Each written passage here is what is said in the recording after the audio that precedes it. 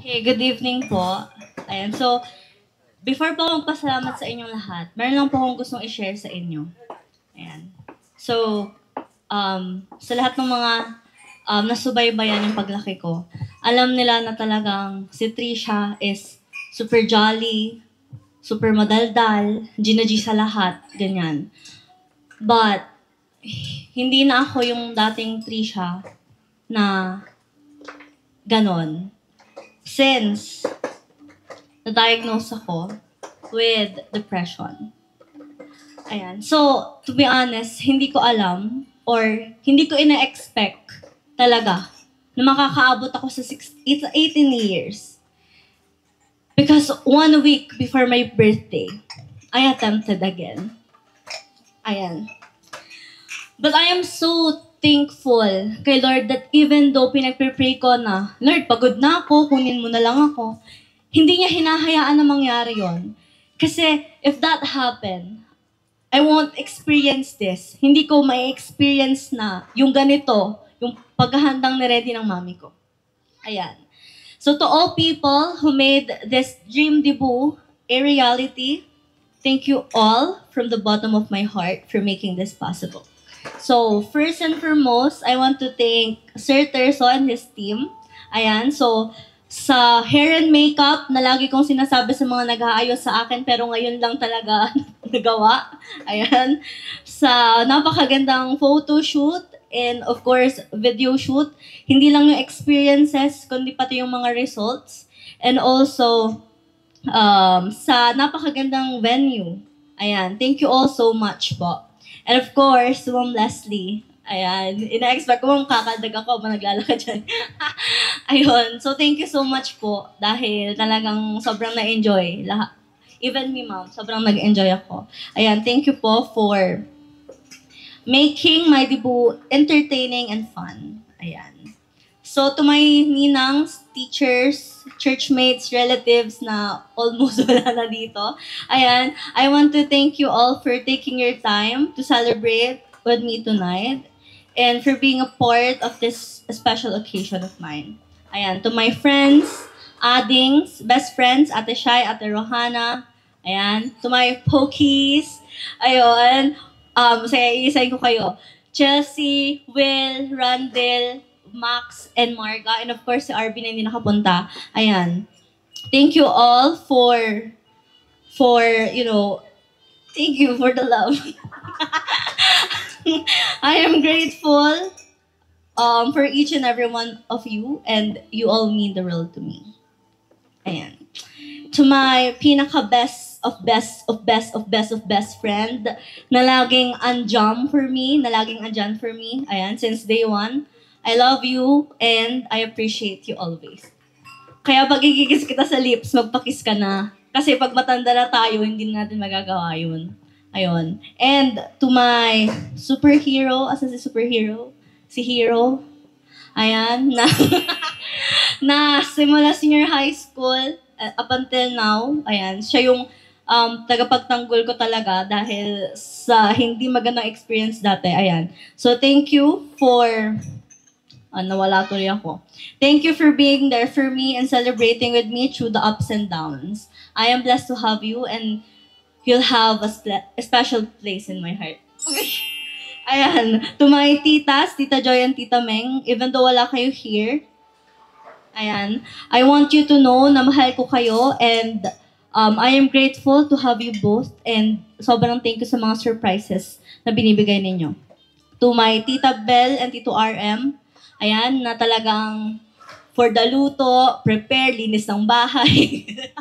Ayan, thank you so much for your help sa mga preparations. So, nakita nyo naman, merong 18 bills, di ba? Yung 1,000 doon kay Bibing na lang. Ayan. To my daddy Mads na wala din dito. Ayan. So, thank you for making me feel complete. Kasi since you entered my life, sobrang saya ko. Before ko is i-continue yung kwento ko, ganito. So dati, nung elementary ako, since high school, pag ang topic nila, mga daddy nila, umaalis ako sa upuan ko. Kasi wala akong makikwento, wala akong ma-flex.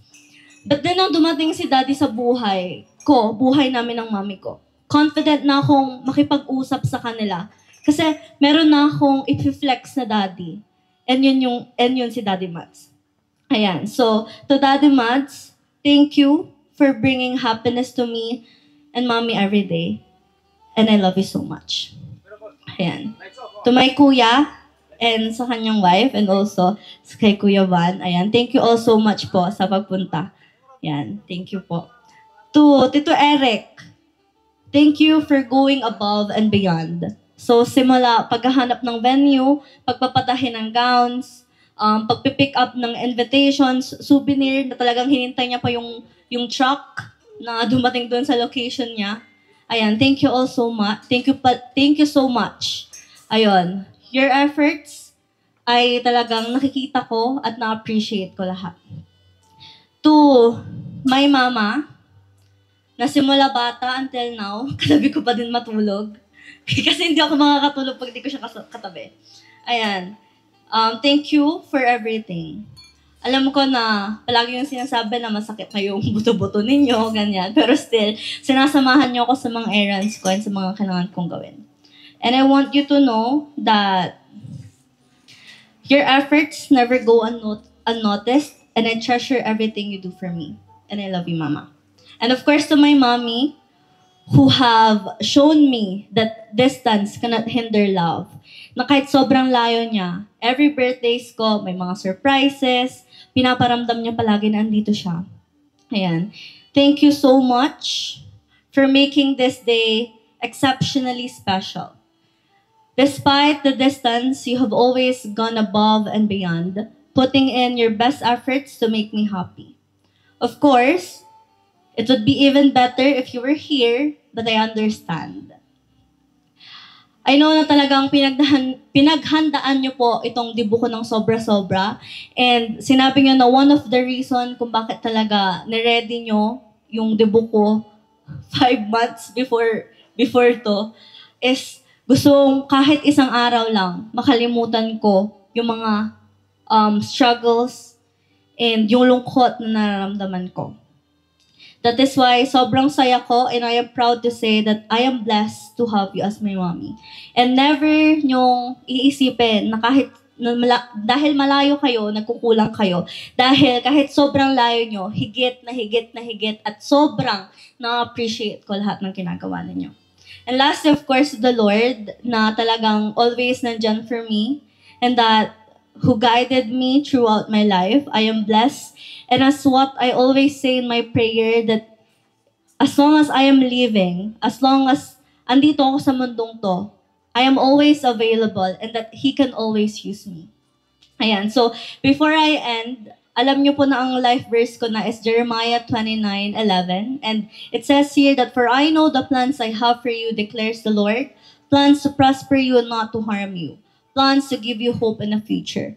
So just like me, this verse reminded me that the Lord is there even though we can see nor hear nor see Him.